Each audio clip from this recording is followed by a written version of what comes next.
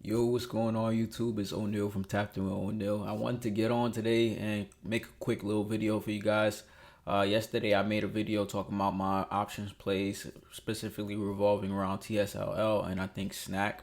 So the markets are open today, and I want to show you guys how I analyzed, how that video kind of correlates into today's video, where I analyzed TSLL and how the movement is going to line up within my plays.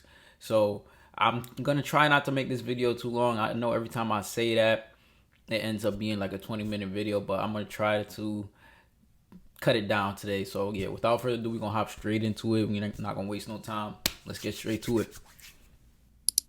All right, so as you guys can see, the count is at $42,506. That just changed, and it did have a nice sell-off today. It's down 664. Oh, hold on.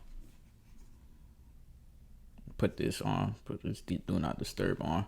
So yeah, we'll specifically look at TSLL today.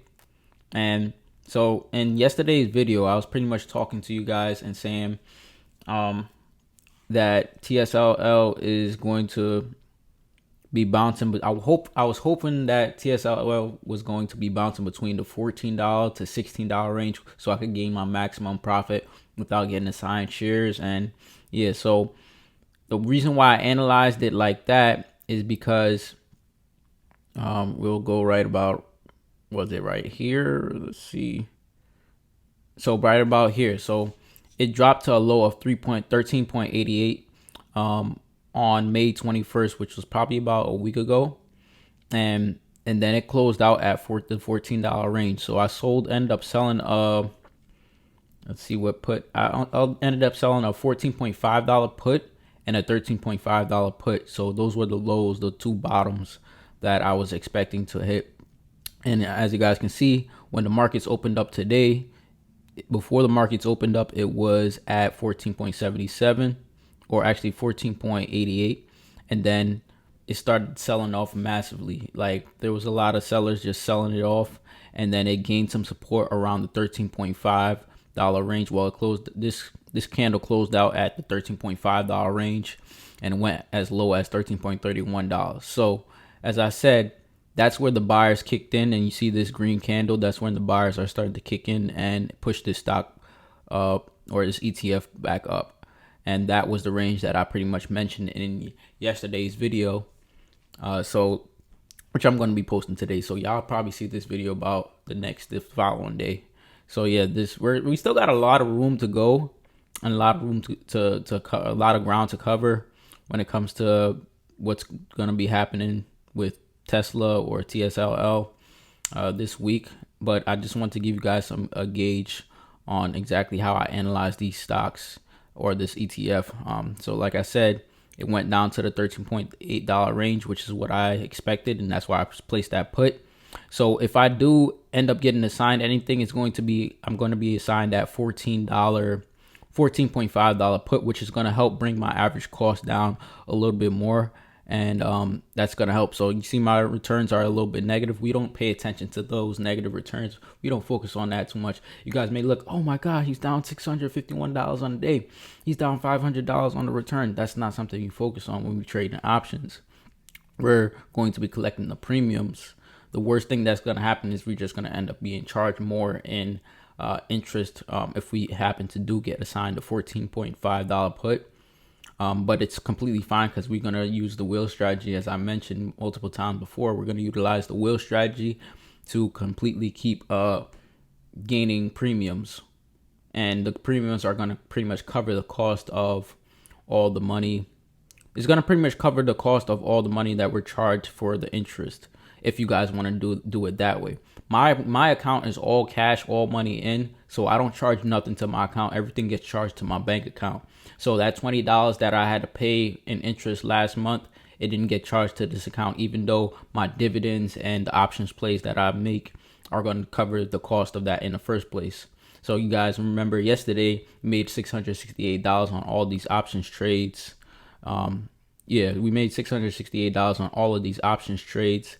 And so that $668, we could take away however much we're going to get charged the interest for utilizing or borrowing the $14,000, and it's going to be pretty much profit. It's going to be money on the house, and we can just keep rinsing and repeating until we get rid of the shares. I do plan on getting rid of these shares, so I don't have to pay that much in interest. But if we don't, it's completely fine. And you guys are seeing right now in live time, TSLL is pushing up towards that $14 range. Hopefully it pushes up. We still got a lot of time and a lot of time left in the week for it to push up past the $14 range. So yeah, and then also just honorable mention, we'll talk about Snap real quick. Where is it? Snap at Snap is right here. So Snap, I did a $8.5 call on Snap. Let's see where it's at. Yeah, so I did two contracts of an $8.5 call on Snap. And hold on. Why is it? Yeah, so see, I did two contracts, so it says two sells of an $8.5 call. Snap is above the $8.5 strike price. So if theoretically, if by the end of the week it is above the $8.5 strike price, we would have made all this money back and sell it at that price. Even if it pushes up past the price, we just lose out on the profits above the $8.5 strike price. So you see my total return is 133. We'll get that $1,700 back, and as I mentioned in yesterday's video, that's going to help cover the margin, and in addition to the $1,000 weekly deposit that I add into the account, as you guys know, every single week. And then also also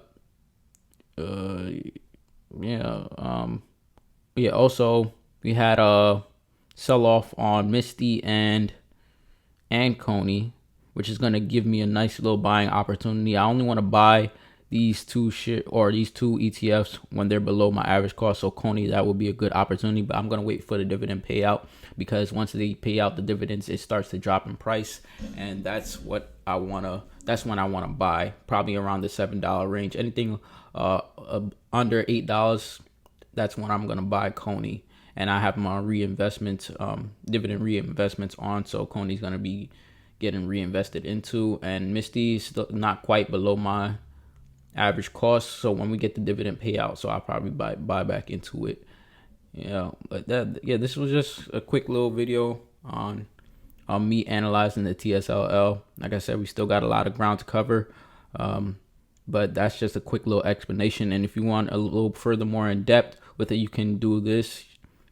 So on the day, and then you can look at it on the week.